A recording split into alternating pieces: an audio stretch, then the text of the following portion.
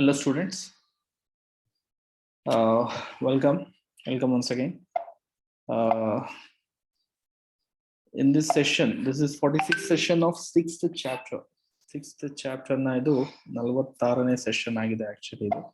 So in this is the first session ಈ unit last chapter last unit ಏನಿದೆ ನಮಗೆ ಇದು first session.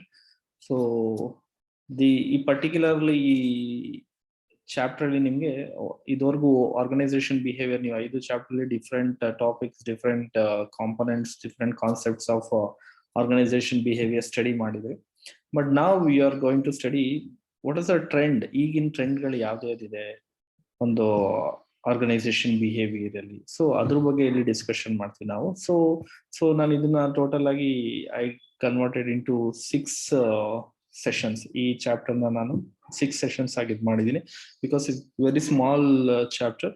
Most probably short notes ಗೆ ನಿಮ್ಗೆ ಈ ಚಾಪ್ಟರ್ ಅಲ್ಲಿ ಕ್ವಶನ್ಸ್ ಗಳು ರೈಸ್ ಆಗ್ಬೋದು. ಸೊ ಶಾರ್ಟ್ ನೋಟ್ಸ್ ಗಳಿಗೆ 5 ಮಾರ್ಕ್ಸ್ ಮೇ ಬಿ 10 ಮಾರ್ಕ್ಸ್ ಕೇಳೋ ಚಾನ್ಸಸ್ ಜಾಸ್ತಿ ಇರುತ್ತೆ. So let's look into the chapter. Actually ಈ ಚಾಪ್ಟರ್ ಅಲ್ಲಿ ಮೇಜರ್ ಟಾಪಿಕ್ ಫಸ್ಟ್ ಸೆಷನ್ ಅಲ್ಲಿ ನಾನು emerging challenges of organisation behaviour ಈ ಟೈಟಲ್ ಇದು. ಮತ್ತೆ ಇದರಲ್ಲಿ ಎಮರ್ಜಿಂಗ್ ಚಾಲೆಂಜಸ್ ಗಳು ಯಾವ್ದ್ಯಾವ್ದಿದೆ, ಸೊ ಸುಮಾರು ಎಮರ್ಜಿಂಗ್ ಚಾಲೆಂಜಸ್ ಇದೆ. ಸೊ ಅದರಲ್ಲಿ ದೇ ಸೆಲೆಕ್ಟೆಡ್ 5 ಎಮರ್ಜಿಂಗ್ ಚಾಲೆಂಜಸ್. ಅದನ್ನ 5 ಸೆಲೆಕ್ಟೆಡ್ ಎಮರ್ಜಿಂಗ್ ಚಾಲೆಂಜಸ್ ನ ಸೆಲೆಕ್ಟ್ ಮಾಡಿ ನಿಮ್ಗೆ they insert in the syllabus ಅಲ್ಲಿ ನಿಮ್ಗೆ ಅದನ್ನ ಇಟ್ಟಿದ್ದಾರೆ.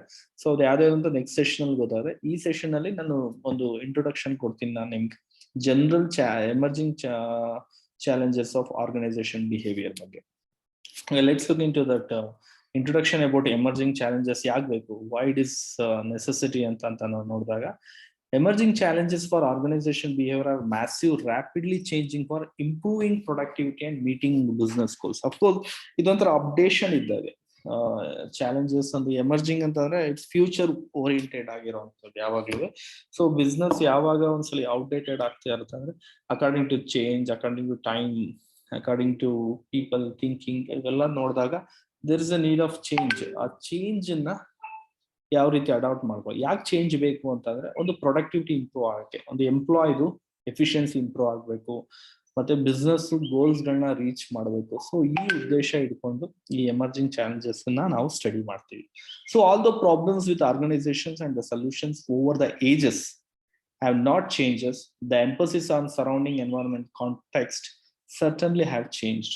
Of course, ನಮ್ಗೆ problems of organisation over the change ಆಗ್ತಾ ಇರಲ್ಲ, but surroundings environment concept change ಆಗ್ತಾ ಇರುತ್ತೆ. ಸೊ ಯಾವಾಗ ನಮ್ಮ ಸೊಲ್ಯೂಷನ್ಸ್ ಚೇಂಜ್ ಆಗದೆ ಇದ್ದಾಗ ಬಟ್ ಎನ್ವೈರನ್ಮೆಂಟ್ ಚೇಂಜ್ ಆಗ ದೇರ್ ಇಸ್ ಅ ಗ್ಯಾಪ್. ಆ ಗ್ಯಾಪ್ ಸ್ಟಾರ್ಟ್ ಆಗುತ್ತೆ. ಯಾಕಂದ್ರೆ ನಮ್ಮ ಎನ್ವೈರನ್ಮೆಂಟ್ ಚೇಂಜ್ ಆಗ್ತಾ ಇದೆ, surrounding environment is change, certainly have changed. But ಇಲ್ಲಿ ಚೇಂಜ್ ಆಗಲ್ಲ, ಈ ಎನ್ವೈರನ್ಮೆಂಟ್ ಚೇಂಜ್ ಆಗುತ್ತೆ, ನೀನು ಈ ಹೊಸ ಟ್ರೆಂಡ್ ನ ಫಾಲೋ ಮಾಡಬೇಕು ಅಂತ. So although resulting ಎಲ್ಲಾದ್ರೂ result lean and mean organization offered some short-term benefits in terms of lower cost and improved productivity. If they continue to do business as usual, they would not be able to meet current or future challenges. Of course, so ಈ emerging challenges ಏನಿದೆ ಅಥವಾ trends ಗಳೇನಿದೆ ಅದನ್ನ ನಾವು follow ಮಾಡಿದಾಗ obviously it's benefit ಆಗುತ್ತೆ ನಮ್ಗೆ. ಕಡಿಮೆ cost ಅಲ್ಲಿ ಅಥವಾ ಪ್ರೊಡಕ್ಟಿವಿಟಿ ಇಂಪ್ರೂವ್ ಆಗೋದು ಇದೆಲ್ಲ ಆಗುತ್ತೆ. ಸೊ ಇದನ್ನ ಕಂಟಿನ್ಯೂ ಮಾಡೋದು ಬೆಸ್ಟ್ ಅಂತ. If you not able to defend, ನಮ್ಮ ಫ್ಯೂಚರ್ ಅಲ್ಲಿ ಬರೋ ಒಂದು ಕಾನ್ಸಿಕ್ವೆನ್ಸಸ್ ನ ಯಾರು ಫೇಸ್ ಮಾಡಕ್ ಆಗಲ್ಲ. So that's what actually future emerging challenges ತುಂಬಾ ಇಂಪಾರ್ಟೆಂಟ್ ಅಂತ ನಾನು ಹೇಳಕ್ ಇಷ್ಟಪಡ್ತೀನಿ. Next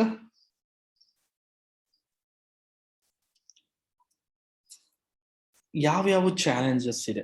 so many challenges were there. So main challenges ಇಲ್ಲಿ ಏನಿದೆ ನಾನು ಫಸ್ಟ್ ಈ ಸ್ಲೈಡ್ ಅಲ್ಲಿ ನಾನು ನಿಮ್ಗೆ ಹಾಕಿದ್ದೀನಿ. ಸೊ ಈ 5 ಚಾಲೆಂಜಸ್ ಗಳನ್ನ ನೀವು ನೆಕ್ಸ್ಟ್ ಸೆಷನ್ಸ್ ಗಳಲ್ಲಿ ಓದೋದು. The first one is managing diversity, globalisation, technology transformation, e business, promoting ethical behaviour. So managing diversity ಅಂತಂದ್ರೆ ಫಸ್ಟ್ ಹೇಳ್ಬಿಡ್ತೀನಿ ನಾನು. Diversity is nothing but there are different kind of people, different kind of age groups. ಒಂದು employment ಅಂತ ನಾವು ತಗೊಂಡಾಗ work place ಅಂತ ನಾವು usual ಆಗಿ ಆರ್ಗನೈಸೇಷನ್ ಬಿಹೇವಿಯರ್ ನಾನು ವರ್ಕ್ ಪ್ಲೇಸ್ ಬಗ್ಗೆ ನಾನು ಜಾಸ್ತಿ ಡಿಸ್ಕಷನ್ ಮಾಡ್ತೀನಿ.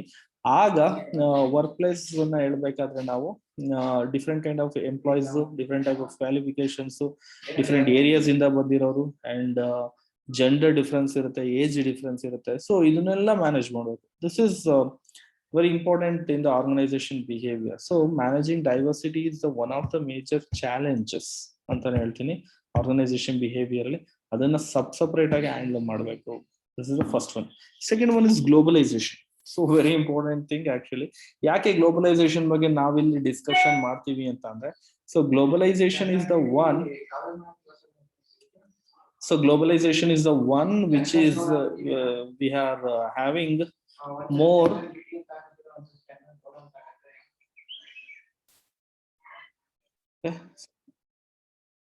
Why you talking about globalization andaga? So very many people are coming to India for the job sake, and also many of the people going outside the India for the job sake. So ಹೊರಗಡೆ ಹೋಗ್ತಾರೆ. So ಅಲ್ಲಿ globalisation impact organisation behaviour ಹಾಗೆ ಆಗುತ್ತೆ. ಯಾಕೆಂತಂದ್ರೆ so change in culture, change in nature, nation behaviour, nation culture ಹೆಂಗಿರುತ್ತೆ, nation ಒಂದೊಂದು ದೇಶ different ಆಗಿರುತ್ತೆ. ಸೊ ಈ ತರ ಎಂಪ್ಲಾಯ್ಮೆಂಟ್ ಇಂದ ಹಿಡಿದು ಎಲ್ಲಾ ತರದ್ದು behaviours change ಆಗಬೇಕಾಗುತ್ತೆ.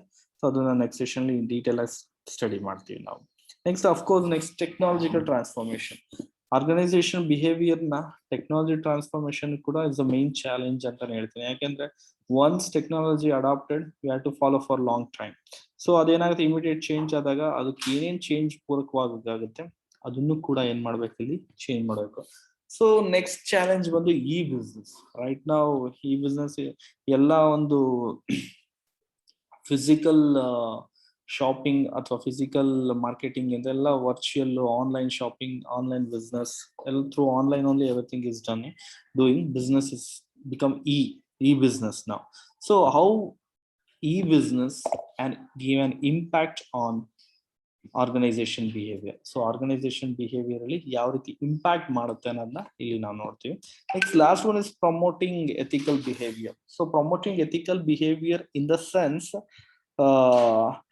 Very important. Organisation behaviour ಅಲ್ಲಿ ಎಥಿಕ್ಸ್ ತುಂಬಾ ಇಂಪಾರ್ಟೆನ್ಸ್ ಕೊಡುತ್ತೆ. ಯಾಕೆ ಅಂತಂದ್ರೆ ಒಂದು ಟ್ರಸ್ಟ್ ಇರಬೇಕು ಒಂದು ಬಿಸ್ನೆಸ್ ಅಲ್ಲಿ, ಕ್ವಾಲಿಟಿ ವೈಸ್ ಇರಬೇಕು, ಅವ್ರನ್ನ ನಂಬಿಕೆ ಕಳ್ಕೊಳ್ಳೋ ಅಂತ ಇರ್ಬೋದು, ಅಡಲ್ಟ್ರೇಷನ್ ಮಾಡುವಂಥದ್ದು, ಒಂದು ಎಂಪ್ಲಾಯೀಸ್ ಗಳಿಗೆ ಇದು ಮಾಡುವಂಥದ್ದು, ಇದು ಸ್ಲೇವರಿ ಸಿಸ್ಟಮ್ ತರುವಂಥದ್ದು ಇರ್ಬೋದು, ವಾಟ್ ಎವರ್ ಇಸ್ ದಟ್ ಒಂದು ಬಿಹೇವಿಯರ್ ಅಲ್ಲಿ as a customer, as a employee ಯಾರಿಗೆ ಇರ್ಬೋದು.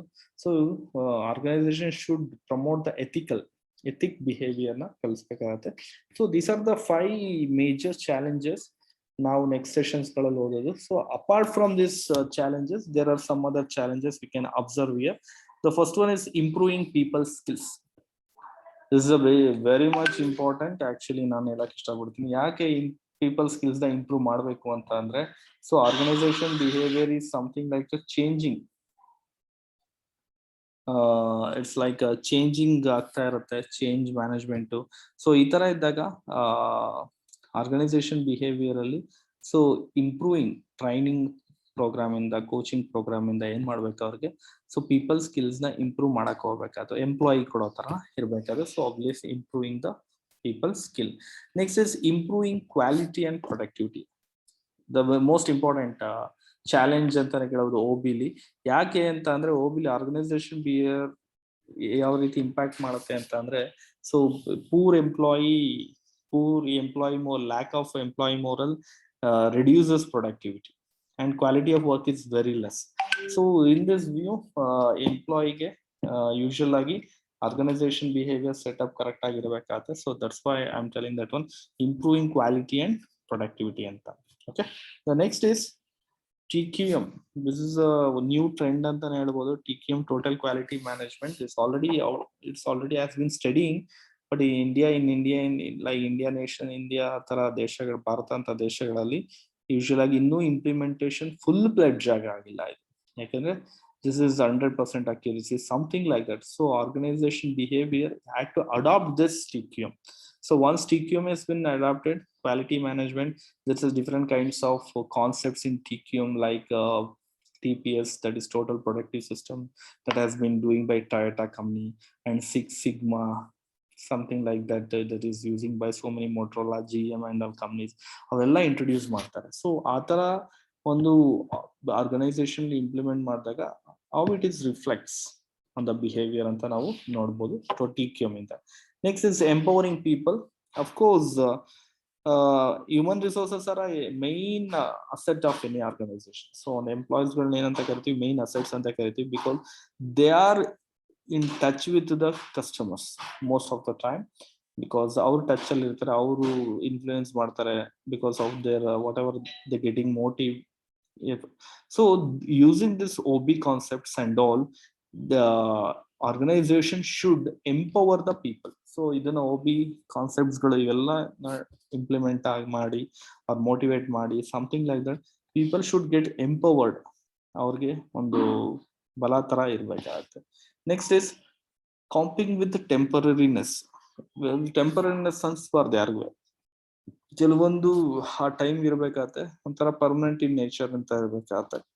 ಸೊ ಟೆಂಪರರಿ ಅಂತಂದ್ರೆ we are not suppose to be like artificial setup, informal setup like that. ಆ ತರ ಯಾವುದೇ ರೀತಿ ಇರಬಾರ್ದು. ಎಲ್ಲ ಒಂದು ಸಿಸ್ಟಮ್ಯಾಟಿಕ್ ಆಗಿ, ಫಾರ್ಮಲ್ ಆಗಿ, ಆರ್ಗನೈಸ್ಡ್ ಆಗಿ ಇರ್ಬೇಕಾಗತ್ತೆ.